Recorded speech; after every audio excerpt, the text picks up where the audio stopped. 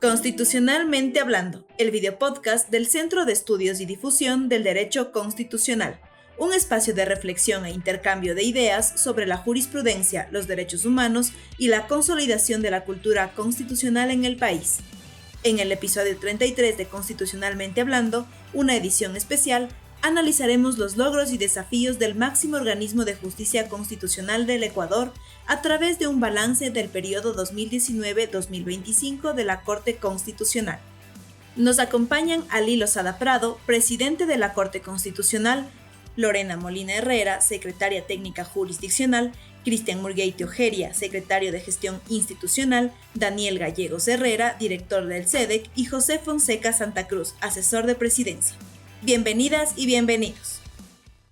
Enviamos un saludo desde la Corte Constitucional a todas las personas que nos miran y escuchan. Las juezas y jueces de la Corte, que como saben somos en número de 9, queríamos hacer un gesto, tener un gesto de gratitud con todas las personas, funcionarios, funcionarias que laboran en la Corte Constitucional y que han prestado a esta conformación en particular su apoyo magnífico durante estos 3 años. Todo lo que ha podido la Corte lograr, lo que ha podido construir hasta hoy, ha sido básicamente el resultado de esa tarea sacrificada en muchas ocasiones, talentosa siempre, de estas funcionarias y funcionarios. Como no era posible reunir a todos y a todas, hemos invitado a 4 directivos de la Corte Constitucional, quienes van a dialogar el día de hoy acerca de cómo ha sido la experiencia que han tenido que transitar en estos años para, primero, diseñar el modelo de la Corte, el modelo querido de la Corte en el largo plazo. En segundo lugar, cómo lo han llevado adelante. Y en tercer lugar, cuáles han sido los logros. Sin más, quiero pasar a presentar a estas personas que tan arduamente trabajan para la Corte y que nos han brindado su contingente valiosísimo durante estos años. Presento a Lorena Molina. Ella es jurista especializada a nivel de posgrado en Derecho Constitucional. Se ha desempeñado este tiempo como secretaria técnica jurisdiccional de la Corte.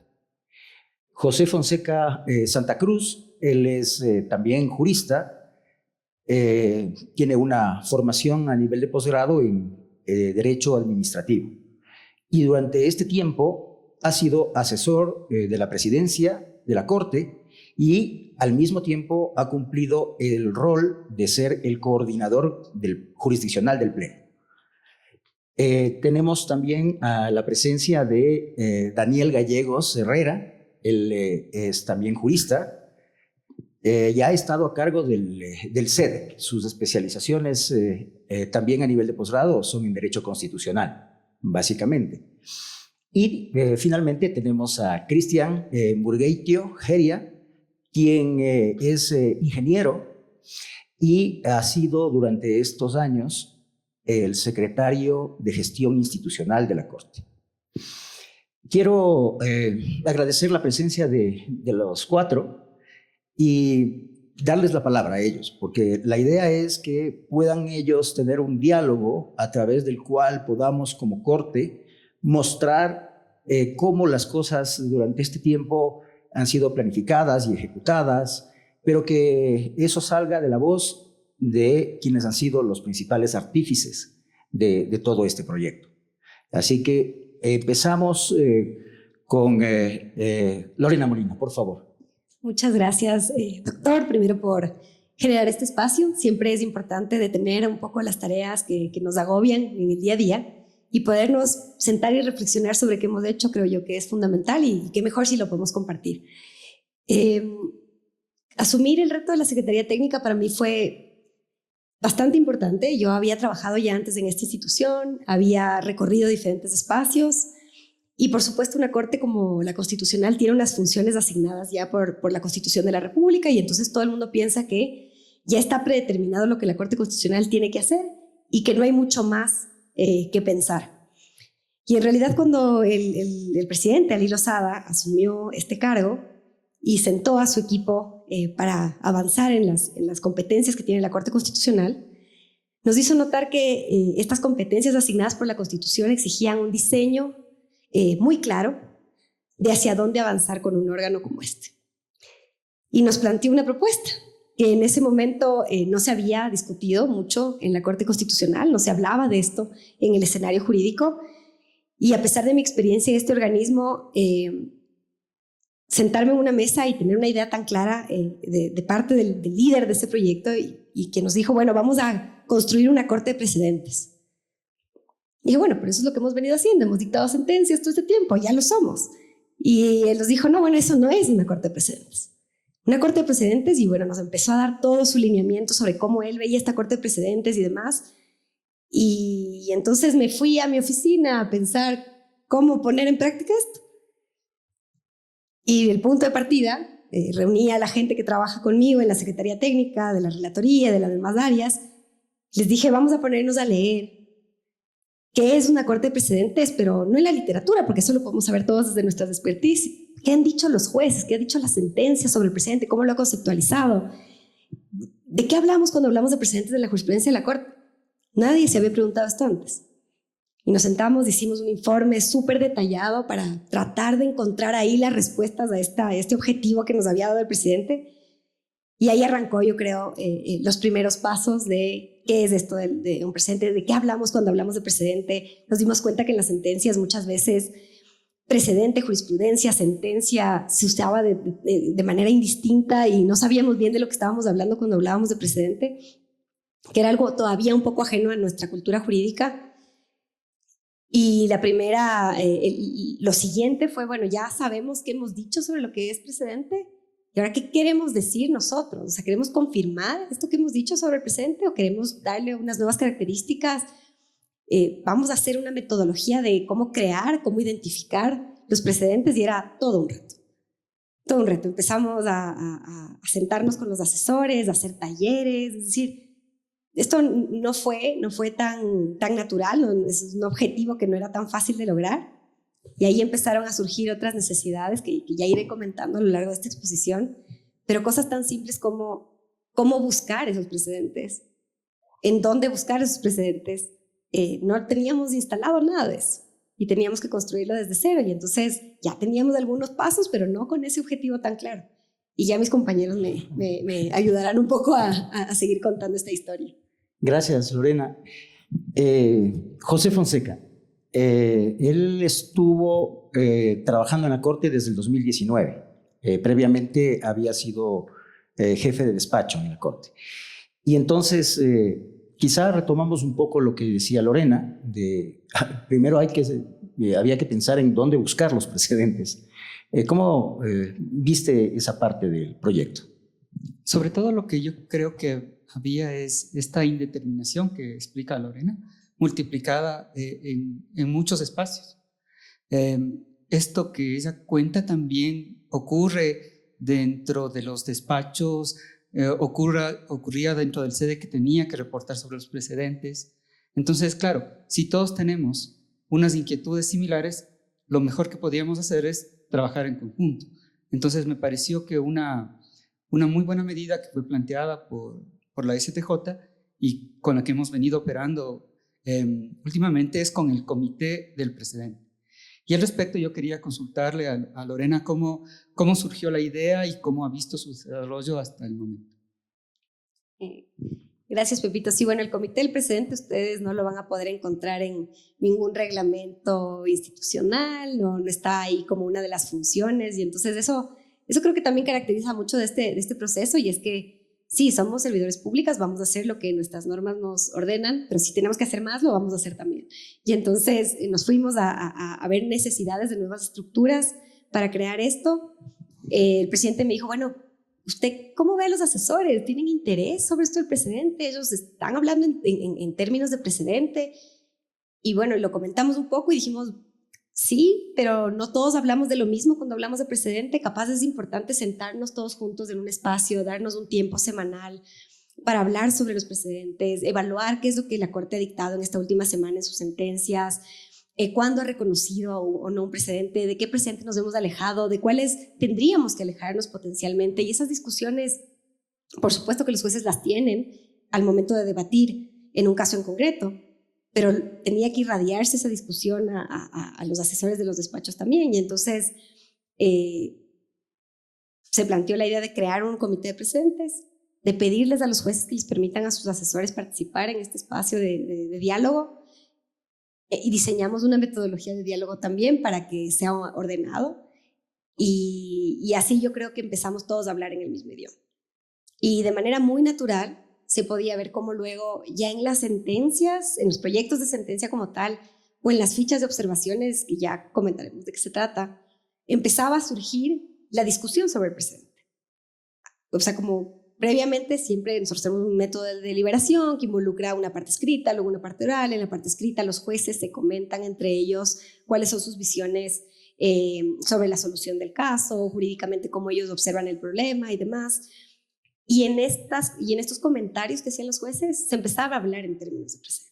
Se decía, bueno, pero ¿qué precedente vamos a crear con esta sentencia? ¿Pero queremos dejar este precedente redactado de esta manera? ¿No tenemos un precedente previo sobre lo siguiente? Me parece que estamos contradiciéndonos con este precedente. Y ese idioma se empezó a generar, yo creo, porque en los despachos, en los equipos, se empezó a pensar en esta clave, y así se creó el comité. El comité sigue existiendo hasta el día de hoy. Es más, acabo de leer el último informe del comité de precedentes, y básicamente lo que hace ese comité es sentar a los asesores, hacer un recuento sobre las sentencias que se han emitido y ponernos a pensar dónde está el precedente en esas sentencias, por qué creemos que eso es un precedente, si es que sentimos que este precedente puede llegar a ser contradictorio con algún otro, cómo va a avanzar ese precedente, cómo se debería aplicar a casos futuros, y recogemos todas estas impresiones de los asesores de los despachos en un informe que se distribuye para lectura de todos.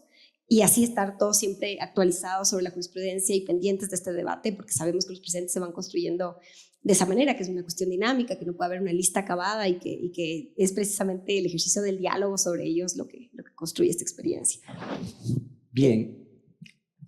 Esa producción de los precedentes de la que han hablado ustedes tiene que difundirse, porque evidentemente los usuarios son la comunidad jurídica. Para empezar, los jueces, que tienen que aplicarlos en el día a día, y luego también los operadores, hablemos de abogados, de fiscales, y también las escuelas de derecho, los profesores, los estudiantes, porque la idea del precedente involucra una idea de cambio de cultura jurídica.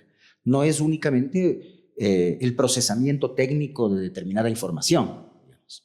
Y entonces eso, al respecto, quería preguntarle a Daniel, ¿cómo desde su andarivel de director del SEDEC llevó adelante ese proceso de proyección hacia la sociedad? Sí, bueno, sobre ese tema yo creo que es importante comprender cuál es el mandato que nos llegó al inicio de la conformación 2022, un poco desde la perspectiva también de por qué. Yo creo que tal vez estaré lucubrando un poco, se eligió el perfil mío como director del Centro de Estudios, y creo que tiene que ver un poco con el hecho de yo haber trabajado en el área jurisdiccional desde casi el mismo tiempo que Lorena, desde 2011, y el haber sido el secretario técnico en esta época previa a la que acaba de describir Lorena, y el haber, yo creo, sentado, espero que así sea, las bases de lo que se ha trabajado en 2022. Y desde esa perspectiva, bueno, creo que el perfil de una persona con experiencia jurisdiccional, pero también, como recuerdo todavía la sesión de Zoom en la que el presidente me dijo, bueno, acepte ser director del SEDEC, me dijo, bueno, una persona que comunica bien las cosas, incluso me dijo publicista, pero fue interesante eso, porque de algún modo decía, bueno, ¿cómo conectas con quien está afuera? Cómo conectas técnicamente con quien está afuera, y la cuestión fue justamente llevar este desarrollo que se ha venido dando, que se dio desde el 2019 y que yo creo que se amplió desde el 2022 hacia las personas, porque ¿cuál es el tema yo creo más importante con la jurisprudencia como fuente de derecho? Es que si es fuente de derecho tiene que ser conocida, porque si no es conocida no puede ser aplicada. Y entonces ese ha sido el reto nuestro desde ese momento, con todos los productos que nosotros hemos lanzado, con las guías de jurisprudencia constitucional, etcétera, y hacerlo rigurosamente, pero no solo difundir la jurisprudencia, sino difundir la forma en que la Corte entiende que esta jurisprudencia funciona. Y ahí tiene que ver con el tema de, bueno, cómo el precedente funciona desde la lógica de la Corte, y por eso hay productos que encaminan a las personas de algún modo a entender cómo se tiene que leer una sentencia constitucional, dónde encontrar el precedente, cómo el precedente se modifica, hacia dónde se proyecta, etcétera. Entonces, ha sido una experiencia interesante porque no es algo que normalmente se difunde en las instituciones públicas. Lo que se difunde es el resultado, la realidad concreta que se cambió, la vida que se modificó, que de algún modo es importante, es bastante importante, pero también entender cómo eso funciona para que el resto de personas se beneficien por medio de esta técnica que se llama el precedente es lo que nosotros nos hemos encargado de hacer este tiempo. Muchas gracias, Daniel. Efectivamente, trabajar en el precedente ha sido trabajar en varios frentes. Y uno de ellos ha sido también el tecnológico, porque el buscador había que elaborarlo desde la perspectiva de los usuarios internos, de los juristas que colaboran en la Corte y de los propios jueces. Pero un buscador, esto que decíamos antes, dónde buscar el precedente, era una tarea que involucraba un trabajo de tipo tecnológico por parte de la Secretaría de Gestión Institucional. Entonces, le preguntaría a Cristian, ¿qué podría presentar como las líneas básicas que ese trabajo involucró? Si me permite, presidente, a propósito de anécdotas, y yo quisiera comenzar con otra. A los pocos días que asumí, estábamos conversando sobre los perfiles del equipo BID y demás. Ya conversaremos sobre la cooperación internacional. Pero bueno, yo le señalaba, el coordinador debería tener este perfil, el financiero este y las adquisiciones de este. Y usted me dijo algo que creo que no me voy a cansar de repetir. Mire, usted contrate a los mejores, ¿sí? Y eso fue clave. Creo que eso ha sido clave no solo obviamente para la SGI, sino que creo que ese ha sido un poco el mensaje y la cultura organizacional de esta conformación y también de la del 2019. No basarse en el amiguismo, en la coyuntura, sino buscar los mejores perfiles. Y evidentemente eso hicimos. Y por supuesto no es que fue a mi discrecionalidad cuáles podrían ser los mejores, sino que hemos manejado un esquema de selección muy competitiva para los procesos BID, para los consultores y demás. Eso fue clave. Y entonces, claro, atando con el tema del tecnológico, básicamente con el apoyo de la cooperación internacional, lo que logramos hacer es, en primer lugar, una renovación del parque tecnológico. No solo de los 300 computadores de todos los funcionarios, sino también de la renovación parcial en ese momento de todo lo que es infraestructura tecnológica de servidores y demás, porque habíamos pasado ya desde el 2019 de un esquema de expedientes físicos, literales, porque lo que encontraron fueron un montón de cajas, de carpetas, ¿sí?, a el expediente electrónico, y luego hemos llegado ya a un data warehouse. Entonces, para poder proveer todas esas soluciones que necesitaba el core del negocio, claro, había que hacer unos cambios importantes en materia tecnológica. Una vez que ya tuvimos la infraestructura tecnológica básica, pasamos ya a los talentos tecnológicos y reforzamos el equipo de desarrolladores, que son quienes con el liderazgo de Lore, con el liderazgo también de los jueces que nos fueron dando las directrices correspondientes, por supuesto de presidencia, iban ya diseñando cuáles eran las necesidades de este buscador hasta que finalmente fue puesto en producción. Ahora me extiendo un poquito más, estamos ya con un adjudicatario en el tema de nube, de almacenamiento en nube. Entiendo que vamos a ser la segunda institución pública que va a ir a la nube privada. Nos ganó por poquitos días el SRI. Bueno, es una buena noticia como país. Y entonces ahí tenemos unos recursos, yo diría, prácticamente ilimitados para el desarrollo futuro que pueda definir la nueva conformación de juezas y jueces. Especialmente si ese sería el deseo, sé que es un tema muy, muy delicado que todavía debe ser manejado con pinzas, pero inclusive ya tendríamos la infraestructura tecnológica necesaria para poder comenzar a dar los primeros pasos en materia de inteligencia artificial. Pero lo importante, digamos, el camino, las bases quedan ya sentadas. Haciendo una analogía a la famosa catedral, un poco entiendo que lo que ustedes dijeron con esta conformación es, bueno, esta gran construcción que tenemos que darle esta forma de catedral en el sentido de que tenemos que ir sumando poco a poco, que no se va a acabar con esta conformación, ¿sí? Y ahora vamos a hacer la cúpula del presente. Pero claro, para eso teníamos que llegar con los servicios básicos, con la carretera, con los andamios, para que se pueda seguir construyendo esa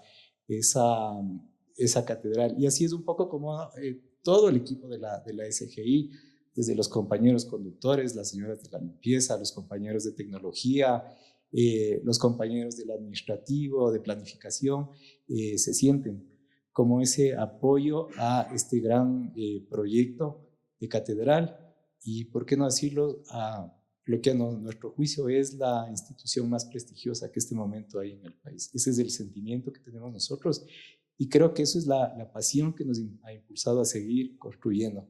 Como decía la Lore hace un momento, no se ha tratado de simplemente, o en otras conversaciones, perdón, no se ha tratado de decir, este es mi metro cuadrado y estas son nuestras asignaciones de funciones dentro del estatuto orgánico, sino, a ver, si este es el proyecto que tenemos esta semana o en este mes, ¿qué debe hacer cada uno independientemente de sus funciones específicas, sino cómo nos sumamos para obtener esos resultados?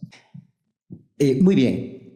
Ahora quisiera preguntarle a José Fonseca, ¿cuál es la línea básica que sigue la Corte en su coordinación interna para toma de decisiones y deliberaciones previas? Sí, yo no había sido muy consciente de esta forma de trabajo que teníamos, pero me he dado cuenta que lo que se hace en el Pleno se irradia luego a toda la organización, a la Corte. Cuando hay un caso para resolver, los jueces deliberan cuál es la mejor solución posible a ese caso. Es decir, tienen una unidad de fines y a pesar de sus diferencias, tratan de hallar consensos para obtener esa mejor solución posible. Son cosas muy difíciles, bastante complicadas, pero siempre se logra sobrellevar esas dificultades en orientación a ese fin. Y esa misma lógica que se ve entre los jueces, yo la he visto luego reflejada en las diferentes unidades de la organización. Por ejemplo, y voy a poner un ejemplo, para hacer el orden del día de los casos que van a ser tratados en cada sesión, lo que dice la norma fríamente es que Presidencia define esos casos. Pero, ¿cómo es la forma en que hemos procedido? Presidencia ha dicho a los despachos, bueno, ustedes indíquenme qué casos sugieren que sean introducidos. Presidencia los valora, habla con los otros despachos, identifica esos casos, luego coordina con Secretaría General y con un tiempo suficiente, con más de una semana de anticipación, la Secretaría General remite esos casos para que puedan ser conocidos por los despachos. Los despachos tienen tiempo suficiente para generar observaciones a esos proyectos y hacen observaciones por escrito.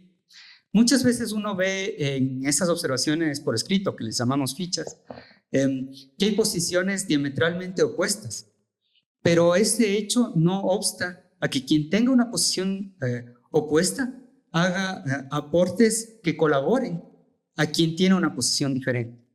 Ese ánimo de colaboración se ve desde el mismo momento en que se presentan esas fichas.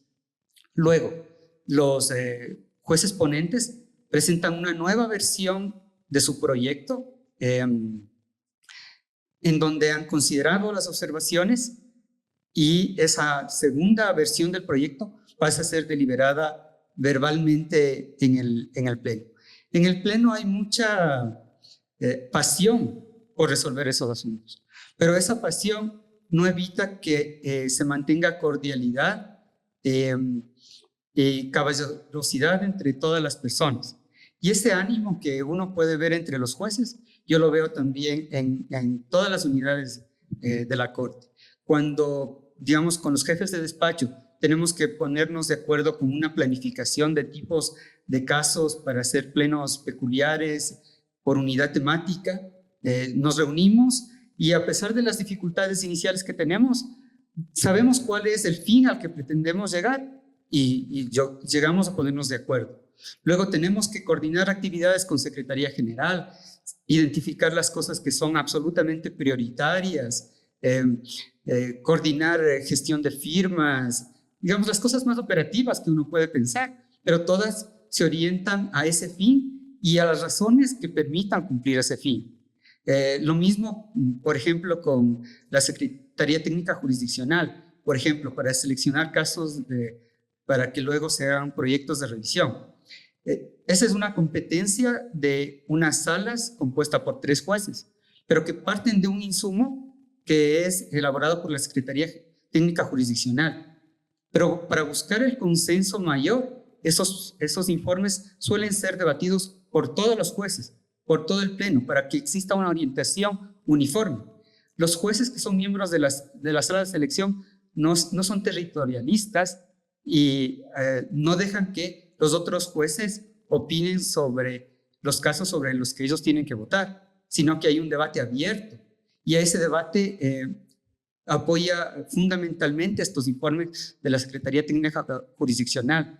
Y obviamente en temas de difusión y de la infraestructura para realizar esta tarea, digamos, es invaluable el apoyo que se realiza desde el SEDEC y de la Secretaría de Gestión Institucional. Algunos compañeros míos de trabajo me suelen, digamos, hacer unos chistes de que yo siempre me estoy moviendo, que estoy de un lado para el otro, pero porque precisamente tengo relación con todas estas áreas, pero para mí es una actividad muy grata, porque desde todos los espacios yo encuentro colaboración, apoyo, optimismo, el sentido de que estamos construyendo algo que es valioso.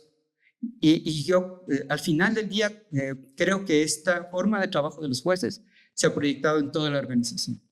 Efectivamente, la Corte tiene un método de trabajo que, desde luego, fue construido antes de la conformación actual que ahora está terminando, desde el año 2019. Yo le pediría a Lorena Molina si pudiera contar desde la perspectiva de la Secretaría Técnica. Ella era relatora antes de ser Secretaría Técnica jurisdiccional y Daniel era el secretario técnico jurisdiccional que, como él bien dice, fue llevado al otro frente, al frente del que nos va a hablar más adelante.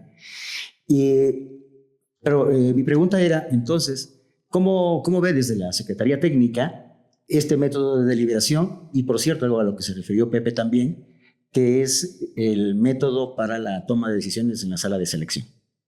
Sí, bueno, esto me permite contar algunas cosas graciosas, y es que cuando yo empecé a trabajar en la Corte Constitucional, los proyectos se leían casi completos en el pleno, es decir, el secretario general llevaba el proyecto de sentencia al pleno y el proyecto se leía en ese momento, y si bien tal vez los jueces lo habían podido ver 1 o 2 días antes, casi que en ese momento tenían que crearse una opinión sobre lo que se había leído y votar.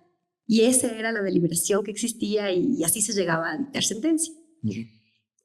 Y de ese momento a un momento en el que la Corte Constitucional se da cuenta que tiene que razonar de manera más profunda para tomar estas decisiones, que la deliberación no puede darse en este espacio tan pequeño y que naturalmente se empieza a construir un método de deliberación, yo diría empíricamente, ¿no?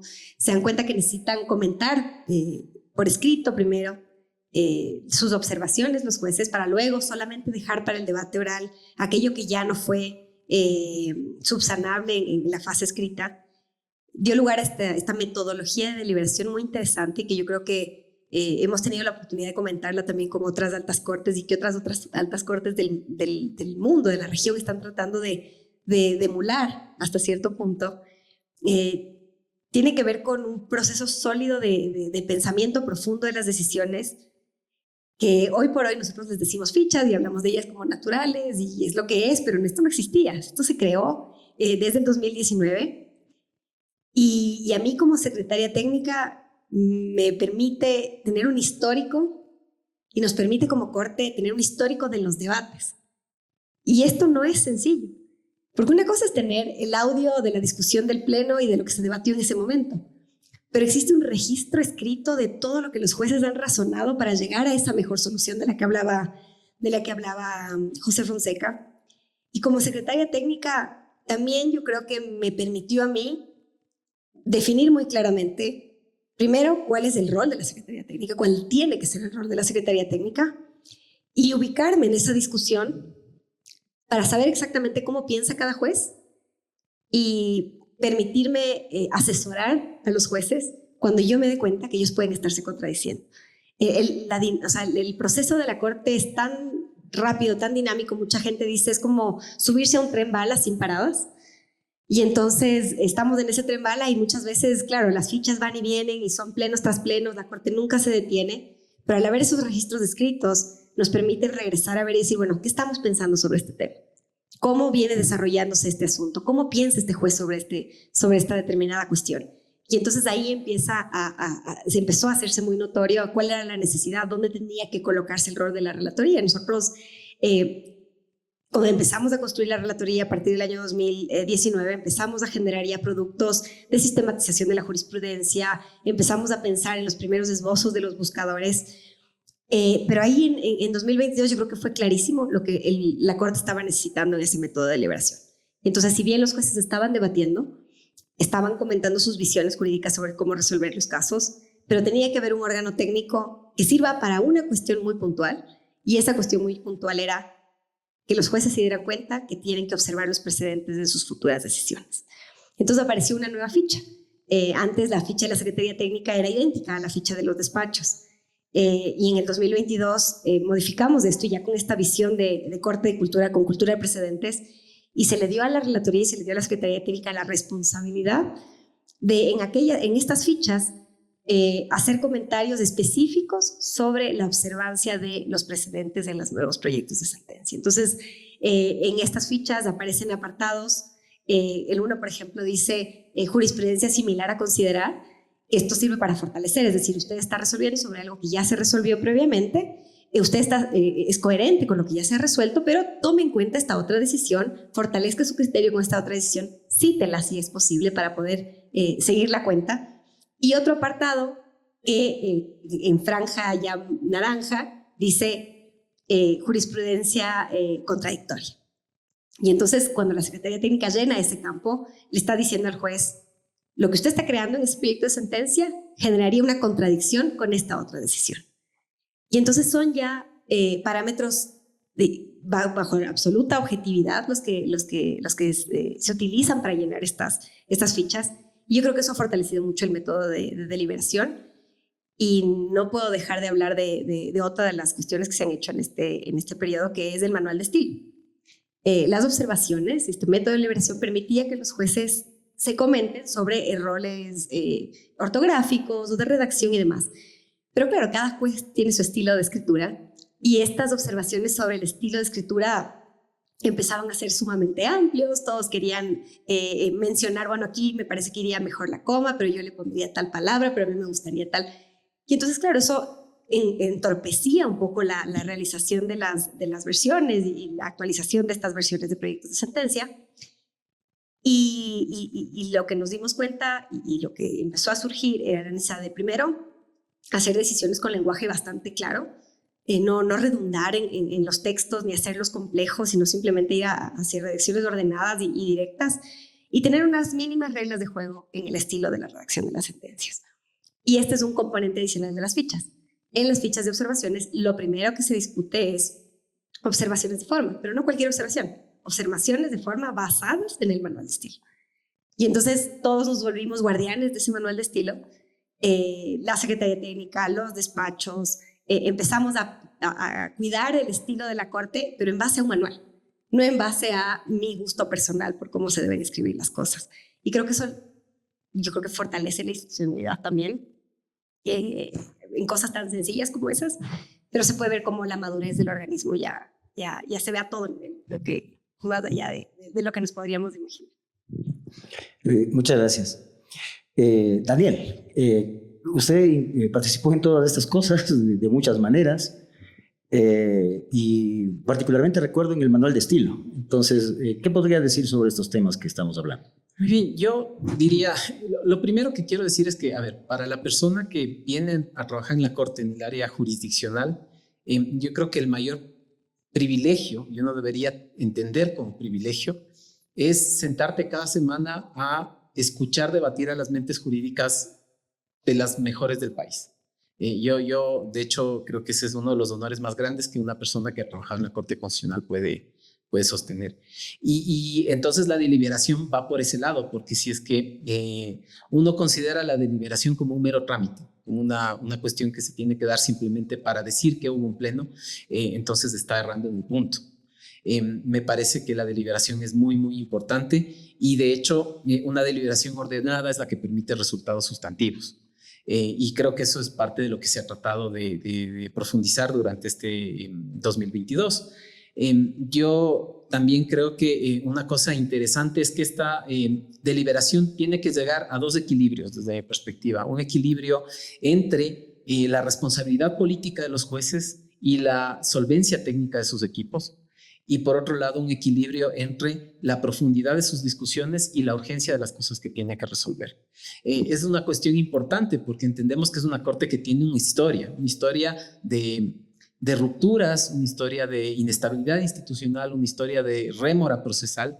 Y entonces, en ese contexto es que se inserta esta metodología de deliberación, tratar de buscar este equilibrio de manera que la Corte dé decisiones que sean lo suficientemente prontas, adecuadas, que respondan al tiempo al que están, y por otro lado, que en cambio sean decisiones de calidad que luego sirvan para que otros jueces o los actores institucionales pues las respeten y las apliquen.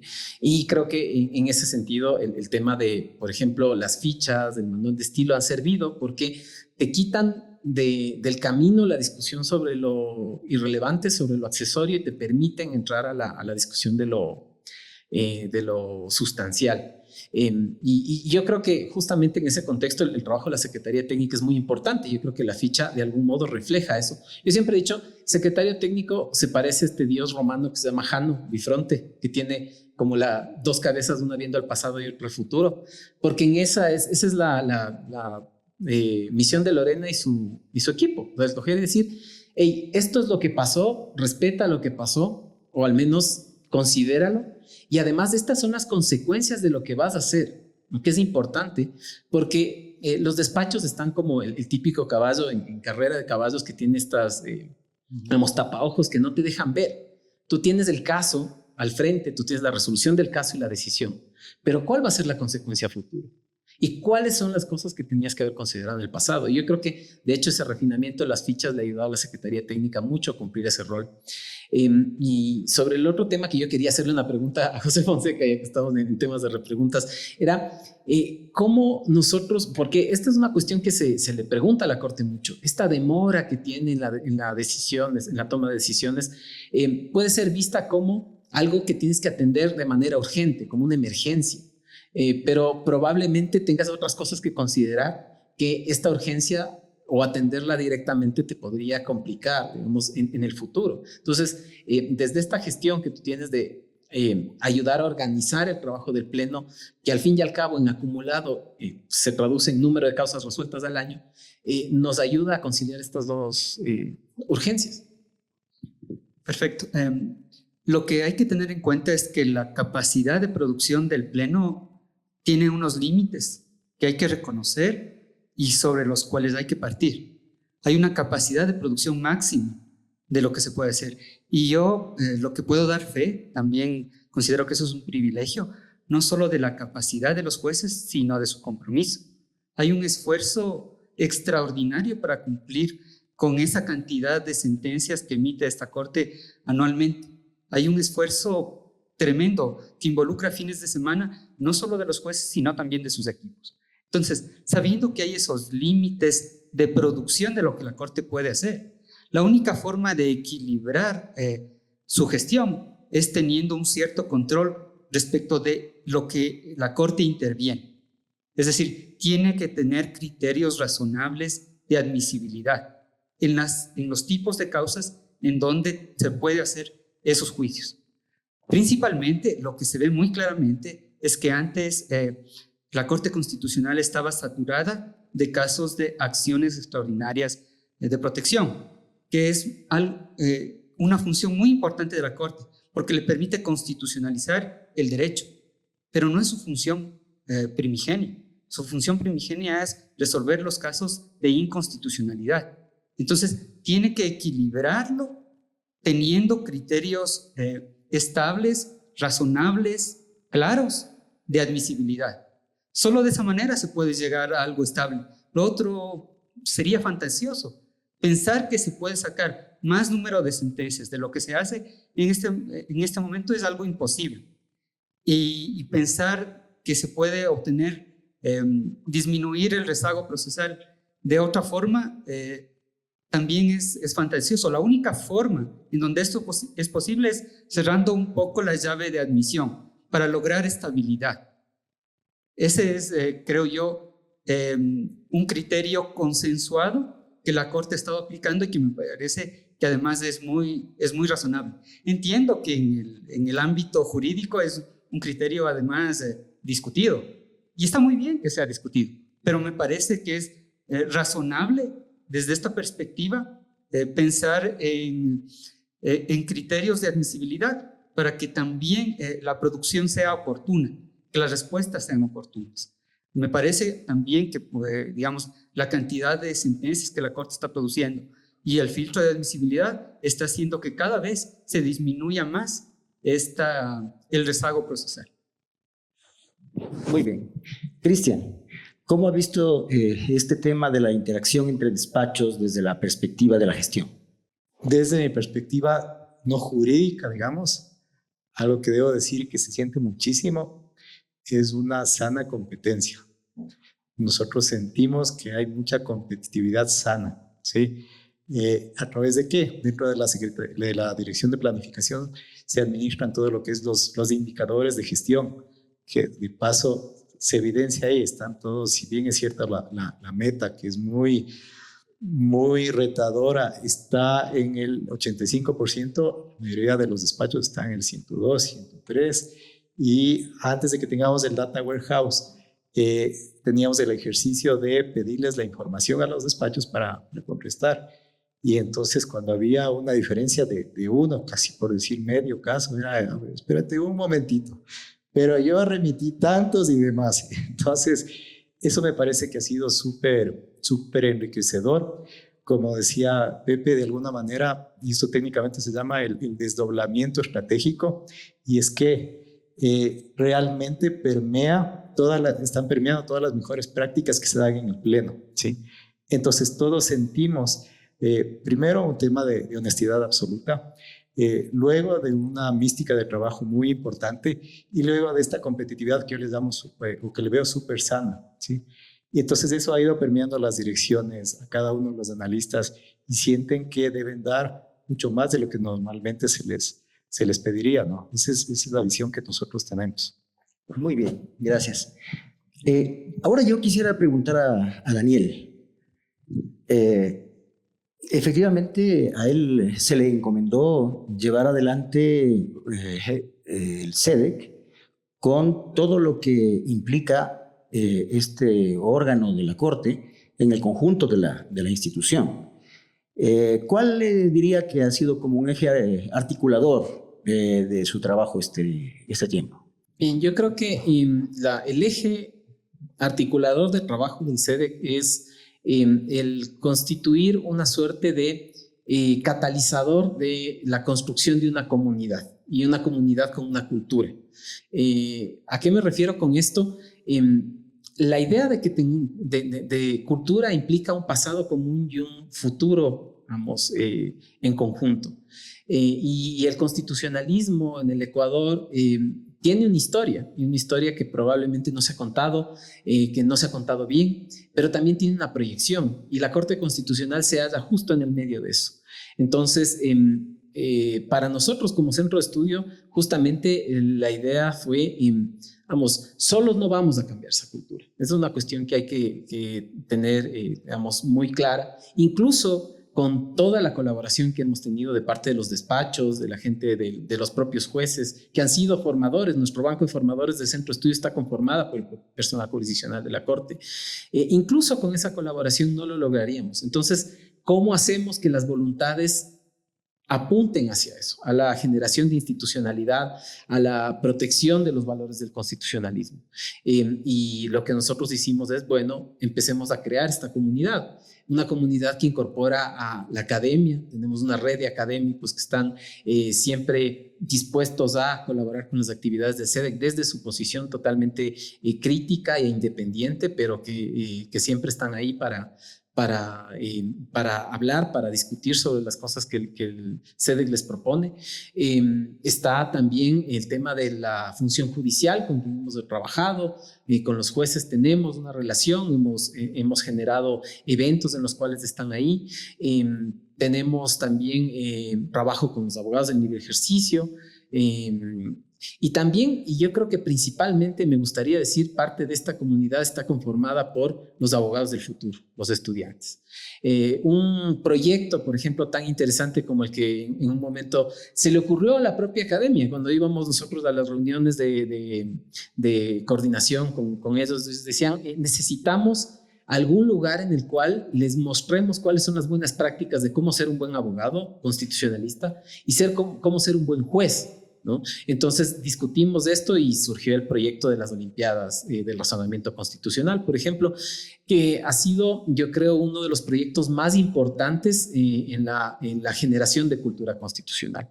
Medio en serio, medio en broma, uno de los casos que fueron puestos dentro del concurso para jueces de la Corte Constitucional está inspirado fuertemente en uno de los casos de las Olimpiadas de Razonamiento Constitucional, y los alumnos que fueron los que redactaron las ponencias de esos casos lo hicieron solventemente, con un gran nivel, con el apoyo de sus profesores, y además utilizando las herramientas que habíamos dicho, las fichas de deliberación del Pleno, el manual de estilo. De algún modo lo que hemos tratado de hacer es generar, en torno a todo el trabajo que hace la Corte en fortalecer el constitucionalismo, que el resto de actores de algún modo entiendan que ahí hay algo importante. Y es algo que trasciende cualquier opinión personal específica y coyuntural que uno tenga, que es que hay que defender la garantía de los derechos y la separación de poderes, que es el centro, el corazón del constitucionalismo. Y eso es lo que hemos hecho en el centro de estudios, o procurado hacer al menos. Lo han hecho. Lo han hecho. A este respecto, le preguntaría a Lorena Molina, ¿cómo ve desde su perspectiva interna, ¿no? De apoyo al Pleno, sobre todo al aparato jurisdiccional de la Corte, lo que se realiza en el frente de Daniel, que es, como él lo ha dicho, el vertebrador de esa comunidad jurídica? Ese es el CEDEC, digamos, ¿no? Es una pregunta complicada porque, como dijo Daniel, yo entiendo que cuando los jueces pensaron bueno, ¿cuál es el perfil que necesitamos en el centro de estudios? Pensaban, necesitamos a alguien que nos entienda, que entienda en qué idioma hablamos los jueces, qué dicen nuestras sentencias, qué cosas son importantes, cuáles son esas cosas que tenemos que comunicar, cómo tenemos que comunicarlo, y por eso pensaron en Daniel y en la experiencia que él tenía con esta esfera jurisdiccional. Pero creo que dentro del Pleno, esta interacción que hemos tenido también con otros espacios y con otras esferas, se puede ver, yo creo, en la mejora de la calidad externa de cómo llegan las cosas a la Corte Constitucional, y lo que nuestro objetivo, que es mejorar la jurisprudencia de la Corte, realmente se empieza a conseguir, precisamente porque la auditoría que nos hacen los externos tiene una mayor calidad. Es decir, ya nosotros estamos hablando internamente en clave de precedente, internamente entendemos lo que es el precedente, empezamos a esforzarnos por construir decisiones que fortalezcan esta idea del precedente. El CEDEC hace su esfuerzo por crear esta red que contenga esta cultura y que también sepa cómo leer las decisiones de la Corte, que sepa cuál es el mensaje que está dando la Corte en sus sentencias. Pero esto se traduce en abogados presentando demandas, hablando en términos de precedente, diciéndole a la Corte que hay una inobservancia del precedente en los términos que usted nos ha dicho, Corte Constitucional, que hablemos de precedente. y cuestionando, cuando han tenido que cuestionar las decisiones de la Corte, en términos de los precedentes de la Corte. Es decir, la crítica también de cómo, cómo mira la gente en general, los abogados, la jurisprudencia de la Corte, se ha convertido en una crítica técnica en términos de precedente. Y yo creo que eso no se hubiera logrado nunca si es que simplemente la Corte se hubiera limitado a generar esta construcción a través del Pleno y sus debates y sus decisiones, sino que se ha conseguido precisamente porque hemos hecho esa interacción desde el otro lado, que es la academia. Entonces yo veo eso algo súper positivo. Ya no es una crítica de no me gusta esta decisión porque yo no pienso así. Es una crítica desde yo pienso que la Corte tenía este precedente que tenía que haber observado. Me parece que podría haber avanzado más en esta línea jurisprudencial que tiene de esta manera. Y eso muestra que está sembrada la semilla del cambio de cultura jurisdiccional, interna y externamente. Yo creo que eso se ha logrado porque todos hemos estado en un mismo objetivo, todos hemos trabajado para llegar a una misma meta. Creo que no se ha terminado todavía de alcanzar el objetivo final, porque como usted dice, y la metáfora de la catedral no puede ser mejor, pero creo que hay bases que se quedan muy bien montadas y que hay que continuarlo. O sea, si es que esto no se continúa, también es muy pronta la construcción de esta cultura. Son solamente 3-4 años. Y entonces no es muchísimo tiempo y yo creo que hay que seguir trabajando en ese sentido. Gracias. Pepe, tú has estado, como hemos dicho, muy cercano al Pleno. ¿Cuál es tu valoración? ¿Cuál creerías que es la valoración de nosotros, los jueces, que estamos en la sala de deliberaciones, respecto de esa proyección que se ha logrado desde el SEDEC? Un poco lo que creo que los jueces quieren proyectar a la comunidad es la posibilidad de construir un proyecto común de un modo racional. Digamos, que se tienen que hacer todos los intentos posibles para llegar a consensos. Y si esos consensos no son posibles establecerlos, quedar marcadas muy claras las razones de esas diferencias. Que sea parte de un proceso racional establecer esos consensos y esos disensos. Y que eso luego pueda extenderse a la sociedad toda. Creo que nosotros en el ámbito social no tenemos muchos espacios de conversaciones que tengan esta calidad de deliberativas. Entonces, un poco lo que hacen las sentencias y los votos particulares, que son muy importantes, es tratar de expresar cómo se pueden llegar a puntos en común y cómo expresar de un modo caballeroso las diferencias. También, por ejemplo, para mí es muy esclarecedor que quien hace un voto particular es una persona más libre. Puede expresar de forma fidedigna sus opiniones. En cambio, el ponente que obtiene un voto de mayoría tiene que ser mucho más contenido, porque tiene que hacer que lo que él escriba pueda ser suscrito por todos sus otros colegas. Entonces, digamos, visto desde otra perspectiva, podría ser el ponente tiene poder. Y es una lógica diferente. Y lo que la Corte está haciendo con su trabajo es dar cuenta de que se pueden hacer cosas diferentes y que le hagan bien al país. Obviamente esto no es una tarea que se pueda hacer en el corto plazo. Esto es una tarea a largo plazo y que atañe a la cultura jurídica, a la cultura también de lo público en el Ecuador. Entonces, también es verdad que no podemos esperar resultados o impactos inmediatos. Se han dado los pasos, creo yo, necesarios para empezar, pero es algo que exige un trabajo continuado y que tenemos que hacerlo durante muchas décadas. Esto no se acaba en periodos de conformación de la Corte de 3 años. Esto es un trabajo de impacto a largo plazo. Y creo que eso es un buen legado que la Corte le puede dar al país. El razonamiento deliberativo, que es algo que no se ve mucho en el ámbito de lo público en nuestro país. Y Cristian, digamos,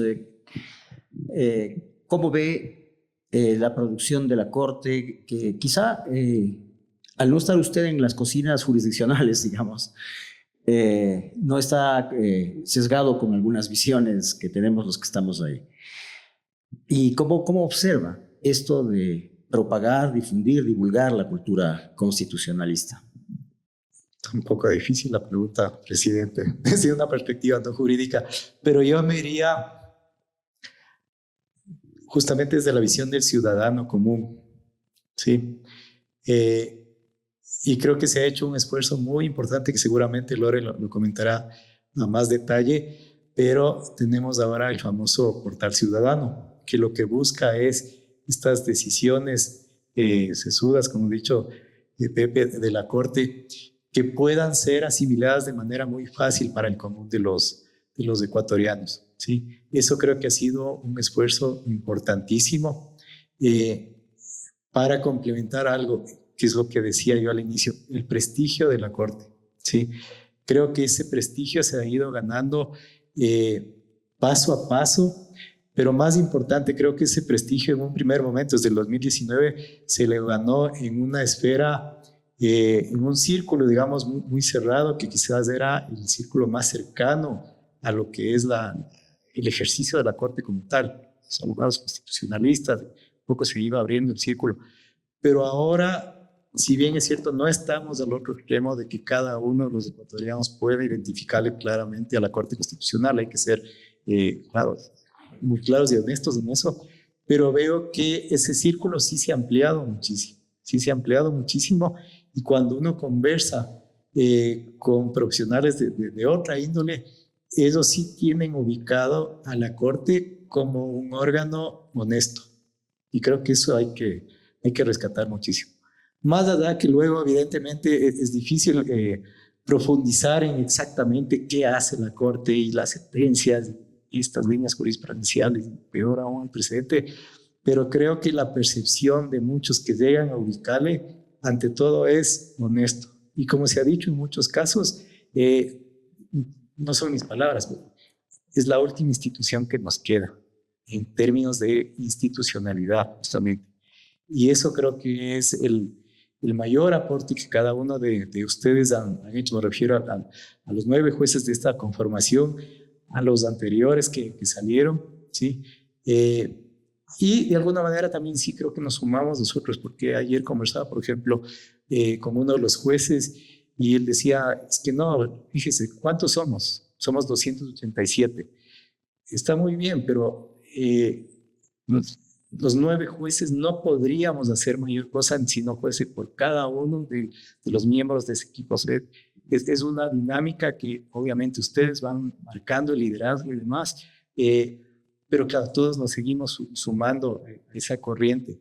Y es eso, en un país que lamentablemente tiene un desgaste importante de sus valores, el hecho de poder decir sí, ante todo, cómo le ves esta institución, y que quizás la primera palabra que sale a flote es honestidad, me parece que es un logro importantísimo como entidad, como institución. Cristian, quisiera preguntarle cómo fue el proceso de fortalecimiento institucional. Sabemos que ese es un proceso permanente, es un proceso además que sentó sus bases firmes en el año 2019, que por cierto, usted fue también parte de esa conformación por un tiempo. ¿Cómo lo ve? ¿Cómo se desarrolló esta idea de fortalecer institucionalmente a la Corte, buscando integrar la parte jurisdiccional con la parte de gestión? Fue, creo que muy ordenada, porque hubieron directrices claras. Es decir, desde un inicio, los jueces, evidentemente a través del presidente, fueron muy claros en lo que se buscaba con el fortalecimiento institucional. Entonces eso de alguna manera facilitó el desarrollo y lo hicimos básicamente en 3 pilares. Primero, obviamente, siempre el más importante en materia de talento humano. Quizás ahí rescatar uno de los últimos logros de la Corte, que es plasmar ya su autonomía con el nuevo reglamento de talento humano, que va a dar mucha facilidad para que ya se concreten en la institucionalidad todas estas mejoras que plantea, por ejemplo, Loren, en sentido de las nuevas tareas que tendría, por ejemplo, la coordinación de selección o en Secretaría General también, incluso en el propio registro oficial. ¿Sí? Ya tenemos esa autonomía, ese marco que nos permite seguir actuando, obviamente, de manera responsable. ¿Sí? Eso respecto al pilar del fortalecimiento del talento humano. Luego viene, como ya habíamos comentado, el fortalecimiento tecnológico, ¿sí? Está ya todas las condiciones dadas con la solución que vamos a implementar en la nube. Estamos hablando de una solución de aquí a 5 años, que tenemos esa tranquilidad, que vamos a tener todas las herramientas tecnológicas para seguir construyendo ese andamiaje jurisdiccional. Y finalmente, que no es menos importante, el pilar de infraestructura física como tal, ¿sí?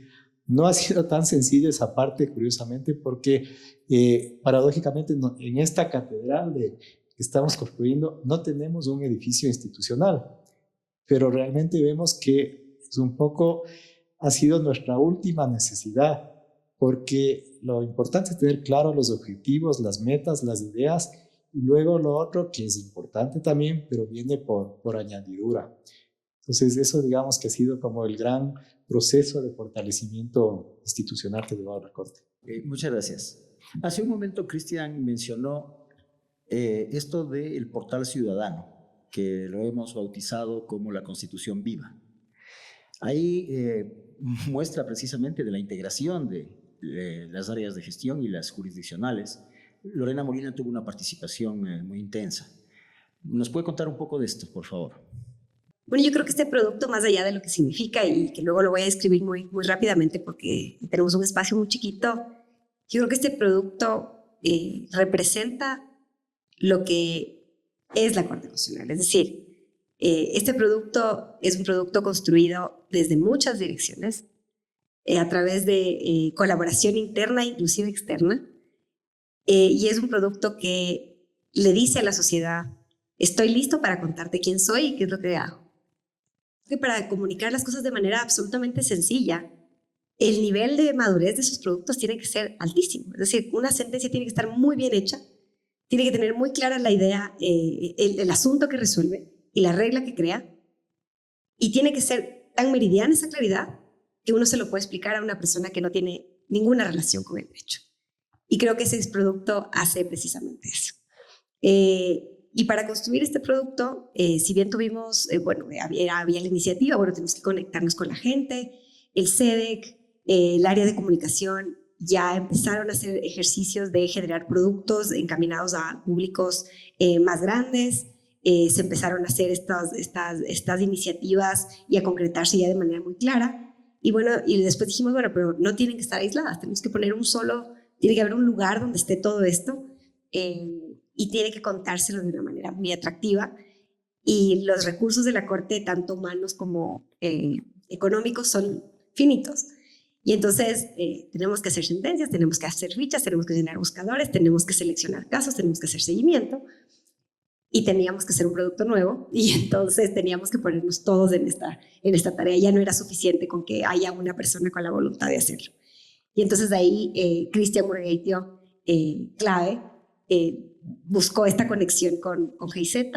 Él fue nuestro coordinador, literalmente le dijimos: Cristian, tú eres aquí nuestro jefe, tú vas a ponernos en orden a todos para hacer este producto real, porque ninguno de nosotros tenía el tiempo ni la energía ya para poder hacer un producto más a estas alturas.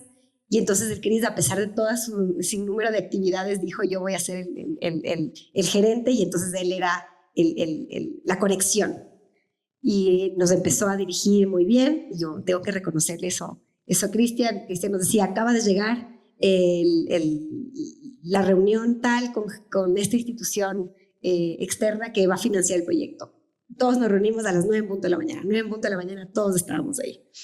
Comunicación tiene que hacer esto, Secretaría Técnica tiene que hacer esto, SED tiene que hacer esto. Es decir, como él nos organizó a todos, y entonces todos pusimos un poco de lo que sabemos hacer para tener este producto. ¿Qué es este producto? Es un espacio que simula una ciudad ecuatoriana, que trae personajes con los que todos nosotros nos podemos identificar, y estos personajes transitan su vida en comunidad y se cuentan entre ellos diferentes problemas que pueden llegar a tener, y el espacio les da la oportunidad de saber las soluciones que la Corte puede llegar a tener a esos problemas. Pudo haber ya emitido respecto a esos problemas el lenguaje sencillo, pero sin perder o sin ofrecer más de lo que verdaderamente tenemos dentro de nuestra jurisprudencia.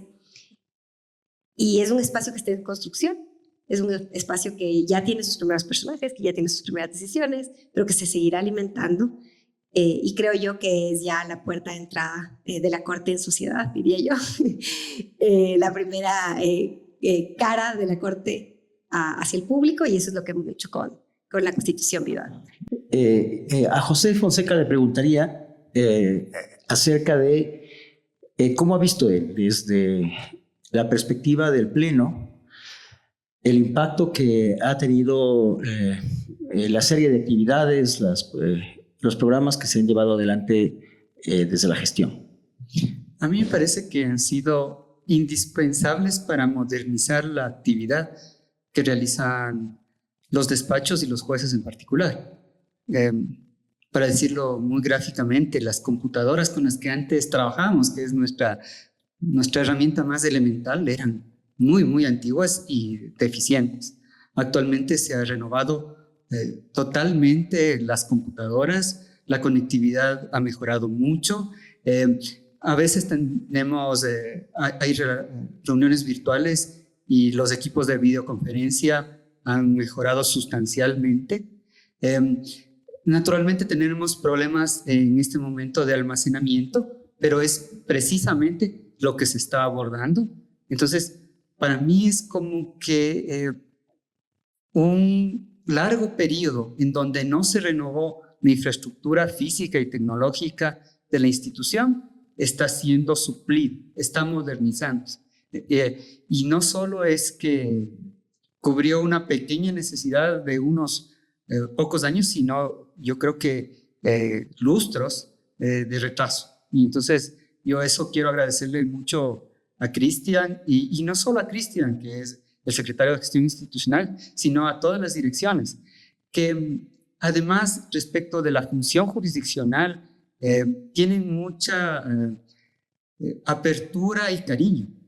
Digamos, por ejemplo, cuando uno se topa con un chofer de la dirección administrativa o con las personas de limpieza y demás, bueno, podríamos entender que nuestras funciones son totalmente diversas, pero ellos siempre están dispuestos a apoyarnos, a ayudarnos, porque saben que, digamos, el core de la actividad de la Corte son las sentencias y siempre tienen esa disposición de ayuda. A mí también me parece que en algún momento había una cierta separación entre lo jurisdiccional y los demás órganos de la Corte.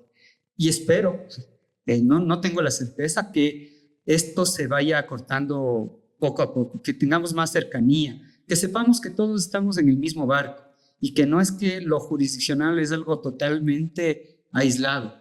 Es necesario para que lo jurisdiccional produzca sus productos el apoyo de todos. Yo, desde mi punto de vista personal, lo siento cada vez que participo con otras unidades, con talento humano, con la dirección administrativa. Y siento que hay esa voluntad de apoyar, y también desde la unidad, desde la jurisdiccional debemos entender los procesos que se tienen que llevar a cabo para lograr sus resultados. Tampoco podemos exigir resultados inmediatos o mágicos.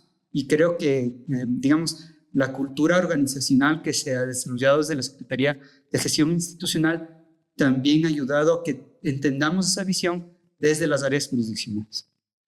¿Y cómo ha sido la relación entre el SEDEC y la Secretaría de Gestión? Bueno, a ver, yo comenzaría por decir que ya después de casi 20 años como servidor público, uno tiene que saber que juega con la escasez. La escasez es la tónica del trabajo en el sector público, y ante la escasez se prioriza. Entonces, digamos, desde por ejemplo, la Secretaría Técnica, cuando con Lorena empezamos con el trabajo del buscador, porque el buscador fue un proyecto que demoró muchísimo tiempo y que requirió de los fondos del BID, etcétera, etcétera. Nosotros sabíamos que para llegar al buscador era necesario hacer otras cosas, como por ejemplo el tema de establecer bien un sistema, que este sistema digamos, recoja bien las causas, que estén bien escaneadas las sentencias, que etcétera, etcétera. Y entonces, claro, esto te demanda prioridades, ¿no? Y uno entiende que las prioridades jurisdiccionales son las primeras. Desde el Centro de Estudios y Difusión del Derecho Constitucional, igual, o sea, hay escaseces que tienes que manejar, ¿no es cierto? Y por suerte hemos logrado sortearlas, por ejemplo, consiguiendo la consultoría con ACNUR para que nos pueda dar el aula virtual, que es donde están alojados nuestros productos, consiguiendo este podcast que yo siempre he dicho que parece más bien una banda de rock en un garaje, porque comienza con... y además con el apoyo de mucha gente que te ayuda, más allá de las cosas. Yo quiero resaltar, por ejemplo, el trabajo del área de comunicación, por ejemplo, de Cisne, que está aquí, de la Pato, que pone sus equipos para que este podcast se dé, ¿no? El tipo de apoyo que el trabajo jurisdiccional y en mi caso más bien de difusión de la Corte tienes de parte de las personas que todo el día te ayudan, te colaboran, y yo creo que es invaluable. Claro que uno siempre quisiera tener más, y yo que soy personalmente, digo, un poco ansioso, yo hubiese querido tener muchas más cosas antes, pero entiendo que esto es una construcción que se da con el tiempo, y seguramente quien sea director del SEDEC va a tener la posibilidad de en algún momento tener cosas que ahora de algún modo están ya con bases sentadas. Yo hablo, por ejemplo, del tema de la estadística jurisdiccional, de esto de la Corte en cifras. A mí me parece que esa es la base más importante para empezar a establecer o generar proyectos de investigación empírica sobre la justicia constitucional. Y claro, si es que uno empieza a lanzar el proyecto sin tener las condiciones para hacerlo, no va a salir. Entonces, de algún modo, yo creo que todas las áreas han estado trabajando para el SEDEC. Y en el 2025, de aquí en adelante, seguramente va a tener todas las condiciones para hacer que esta cultura constitucional de algún modo se gestione de buena manera. Entonces, para mí es muy, muy satisfactorio saber que las condiciones ya están para que la difusión de las sentencias sea muchísimo mayor, más significativa, más importante. Quiero aprovechar solamente para decir una cosa que tal vez ejemplifica todo esto que tratamos de contar aquí de manera muy corta y dándonos la palabra y tratando de cumplir los espacios. Pero esto que dice Daniel de la Corte en números, la creación de este proyecto y cómo se llegó a implementar este proyecto, creo que ejemplifica qué somos como Corte y cuál es nuestra fortaleza. Algo tan sencillo como comunicarnos entre las diferentes áreas, hablar con el equipo de tecnología, hablar con el área de planificación, hablar con el secretario de gestión, hablar con el SEDEC, hablar con presidencia y decir, bueno, todos tenemos algo en común y es que necesitamos medir la gestión de la Corte. Por diferentes razones, ¿sí? O sea, las razones por las que yo necesito medir la gestión de la Corte no son las más que por las que tiene que medir la gestión de la Corte Daniel, ni por las que tiene que medir la gestión de la Corte Cristian, ni las razones por las que el Pleno de la Corte muchas veces necesita medir su gestión. Todos podemos tener razones distintas, pero todos necesitamos un producto. Entonces, como todos estábamos convencidos de que era indispensable, pusimos manos de todas las áreas. Es decir, los espacios físicos nos complicaban un poco las cosas porque yo tenía que tener a 2 expertos en datos sentados en la relatoría rodeados de abogados que no entendían de lo que estaban hablando, pero el equipo de tecnología, que es el que estaba desarrollando la plataforma, y que tenía ahí también una experta en datos, nos decían, no, nosotros necesitamos estar juntos. Y por primera vez se veía que en la Corte Constitucional el área de tecnología y la relatoría tenían que estar en un mismo espacio físico porque tenían que conversar. Eso no había pasado nunca antes. Y un producto nos lo estaba demostrando. Y entonces Cristian y yo, que hablábamos idiomas distintos, de pronto estábamos hablando de un producto en conjunto. Y esto yo creo que, y el haberlo logrado de manera tan eficiente, tan rápida y con un producto que verdaderamente funciona y que si bien se ha hecho con recursos que hemos conseguido a través del financiamiento extranjero, se ha hecho con el personal de la Corte, es decir, como son las personas de la Corte las que han creado esto, es decir, no hemos ido a comprar un producto para allá afuera que nos han contado que funciona bien, sino lo hemos hecho a nuestra medida y hoy por hoy la Corte puede decirle a la ciudadanía, datos abiertos, miren nuestra gestión, no tenemos nada que ocultar y yo creo que eso ejemplifica quiénes somos en la Corte Constitucional. Sobre esto, quizá, Cristian, quisiera hacer una explicación adicional. Sí, un poco tomar este ejemplo que menciona Lore. A la final trabajamos por un producto común y ese detallito de que se sienten en la misma mesa no es menor, no es menor. Sí nos costó un poquito porque era, a ver, yo soy desarrollador y entonces a mí me entregan la clásica historia de usuario que todos creo que odiamos, y en cambio el requeriente funcional es, no, yo te digo lo que yo entiendo y tú tienes que desarrollar. Y entonces esa falta de comunicación creo que en los inicios fue lo que pudo haber demorado un poquito. Pero de nuevo, yo quiero hacer énfasis y regresar al tema de este desdoblamiento estratégico. O sea, cuando la gente, desde los desarrolladores, las personas que hacen un requerimiento funcional, entendieron lo que querían los jueces y vieron también que las áreas como sede, como Secretaría de Gestión Institucional, como el coordinador de los despachos y como las secretarías general y de gestión, estábamos en la misma buena onda de simplemente sacar el producto, y no era que este producto va a ser de X o de Y, no, esto tiene que salir. Y si hoy yo le tengo que dedicar 2 horas y mañana 10 minutos y viceversa, no pasa absolutamente nada. Creo que ese momento todos entendimos que el proyecto era viable y sobre todo que era para bien, que no le quitaba ni le ponía a nadie. Y creo que eso, hablando ahora, reflexionando, situándonos en este punto en términos de cultura organizacional, es la primera vez que reflexiono sobre esto, pero creo que sí se ha dado un pasito importante. Ahora, ¿cómo estamos? En el sentido de que ya no es ninguna novedad que el analista o el coordinador de selección se siente en una reunión con un desarrollador o con un experto de datos. Es algo tan natural que nos hace reflexionar, es decir, quizás sí se dio un paso importante en esta ruptura de las barreras a la final mental, es decir, no, es que yo soy nadie que hace el tema financiero y administrativo, no, es que yo soy nadie que hace el tema jurisdiccional, no, es que yo solo hago desarrollo tecnológico. Creo que en eso sí hemos madurado muchísimo como institución. Quisiera que finalmente, nos queda ya muy poco tiempo, mediante un mensaje corto, ustedes pudieran enviar algún mensaje al público, a las personas que conocen de la Corte, unas más, otras menos, los abogados más, y pudieran de alguna manera sintetizar algo que convendría que la gente sepa sobre la Corte y que no siempre es posible conocer. En parte yo diría simplemente que los ecuatorianos pueden tener la tranquilidad, la certeza que quienes hacemos la Corte, gran parte de nuestro tiempo nos dedicamos a cuidar ese prestigio. Sí, obviamente desde lo más importante, la transparencia y la honestidad, pero también cada una de nuestras acciones. O sea, todos estamos conscientes de que tenemos que hacer lo mejor de nuestra parte para mantener ese prestigio de institución. Bien, eso yo creo que es muy valioso nuevamente como cultura organizacional.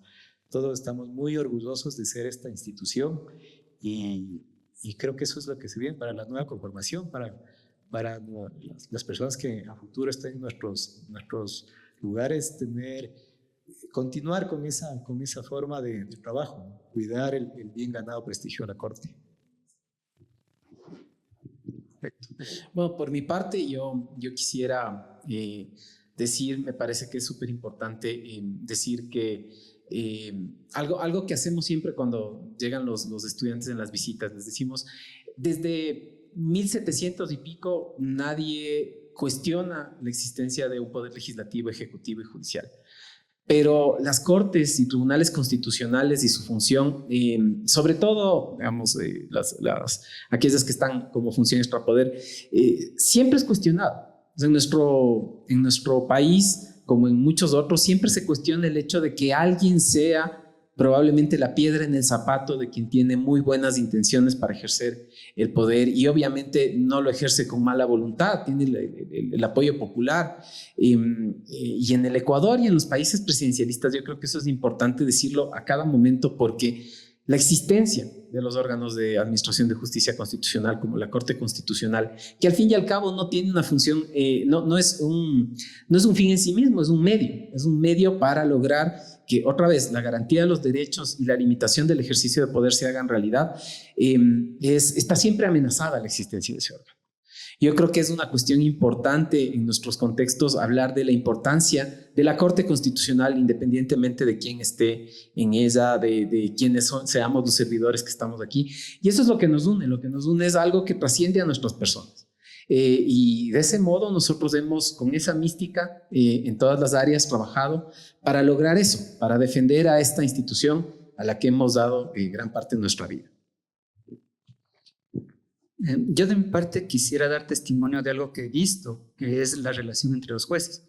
Y he hablado un poco de el extraordinario talento que ellos tienen y de su gran esfuerzo por lograr los resultados. Pero quisiera hablar de algo adicional que, digamos, pocos tienen acceso y que yo lo he podido verificar. Y es que hay mucha calidez en su relación.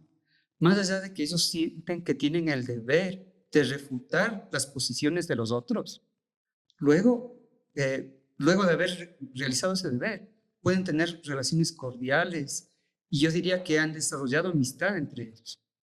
Y esa situación peculiar también yo la siento que hay entre las unidades. Como les decía, mis compañeros me suelen hacer chistes de que siempre me estoy moviendo de una unidad a otra y yo a todos los lugares donde voy me siento bien recibido.